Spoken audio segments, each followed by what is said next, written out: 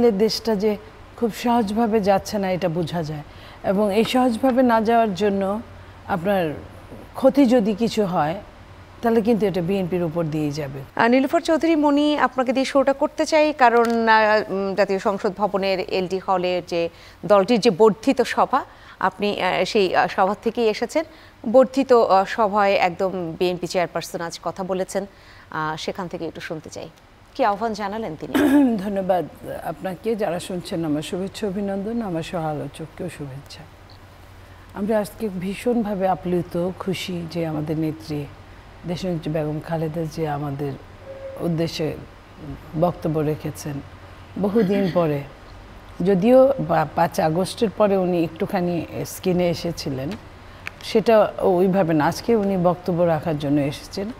উনি বারবার মানে দলের নেতাকর্মীদের উদ্দেশ্যে উনি বললেন যে এই সময়টা, এই অস্থির সময়টা কীভাবে ধৈর্য ধরে থাকতে হবে, কিভাবে তা আমাদের নেতা শহীদ প্রেসিডেন্ট জিয়া রহমান বলেছিলেন দলের চেয়ে ব্যক্তির চেয়ে দল বড়, দলের চেয়ে দেশ বড়।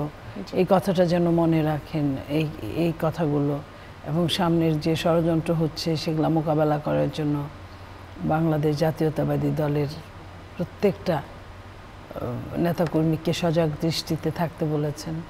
এইসব উনি দেশ জাতি নিয়ে উদ্বিগ্ন, ওনার মনটা এই দেশে পড়ে আছে, উনি ওখানে আছেন, যদিও তার ভালো লাগছে না, সে খুব তাড়াতাড়ি চলে আসতে চাচ্ছেন, এইসব নিয়ে নেত্রী কথা বললেন।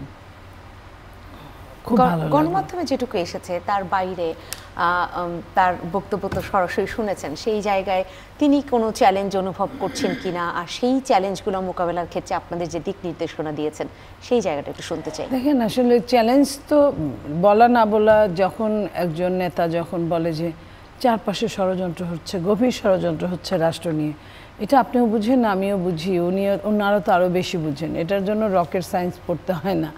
তো উনি এই রাজনীতি বুঝতে হয়, রাজনীতি মাঠে তো থাকে, মাঠে তো আছেনই, তো উনি এই কথাগুলাই বললেন এবং প্রত্যেকেই যখন এই কথাগুলো, ষড়যন্ত্রের কথা যখন বলেন, তখন তো আসলে আমরা একটু এটাকে কি বলবো, একটু এম্বারাসিং আমাদের ভেতরে থাকি যে আসলে কি হচ্ছে রাষ্ট্র, কোথায় যাচ্ছে। যেমন ধরেন ডক্টর ইউনূস সাহেব যতই বলুক যে ইলেকশন দিয়ে দিবে, দিয়ে দিচ্ছে, কিন্তু সত্যিকার ইলেকশন না আসা পর্যন্ত কিন্তু ওইভাবে আমরা ভাবতে পারছি না যে তারা কিন্তু এর আগেও কথা নিয়ে উলট পালট করেছেন, বলেছেন হয় 25 না হয় 26, তার আবার 26 বললে 25 বলে আবার তার পিছিয়ে নিয়ে গেছে যে আগে আপনার স্থানীয় সরকার নির্বাচন হবে।